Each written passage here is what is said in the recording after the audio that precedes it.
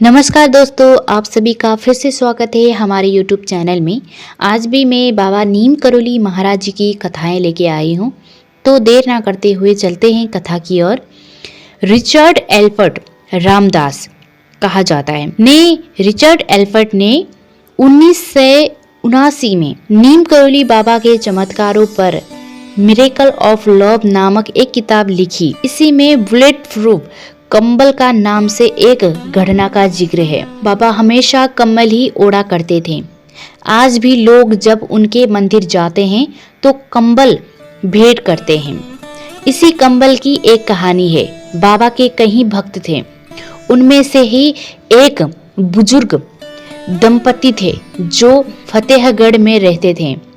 ये घटना 1943 की है। एक दिन अचानक बाबा उनके घर पहुंच गए और कहने लगे वो रात में यही रुकेंगे। दोनों दंपति को अपार खुशी तो हुई, लेकिन उन्हें एक बात का दुख भी था कि घर में महाराज की सेवा करने के लिए कुछ भी नहीं था।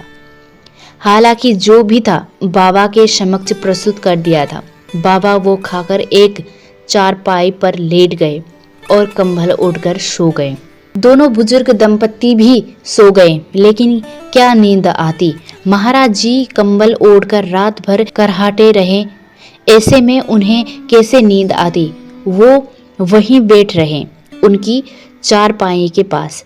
पता नहीं महाराज को क्या हो गया, जैसे कोई उन्हें मार रहा था।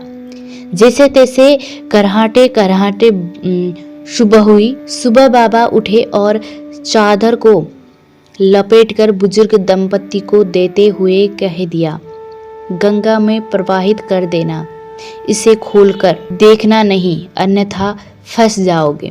दोनों दंपति ने बाबा की आज्ञा का पालन किया। जाते हुए बाबा ने कहा कि चिंता मत करना, महीने भर में आपका बेटा लौट आएगा। जब वो चादर लेकर नदी के ओर जा रहे थे तो उन्होंने महसूस किया कि इसमें लोहे का सामान रखा हुआ है, लेकिन बाबा ने तो खाली चादर ही हमारे सामने लपेटकर हमें दे दी थी।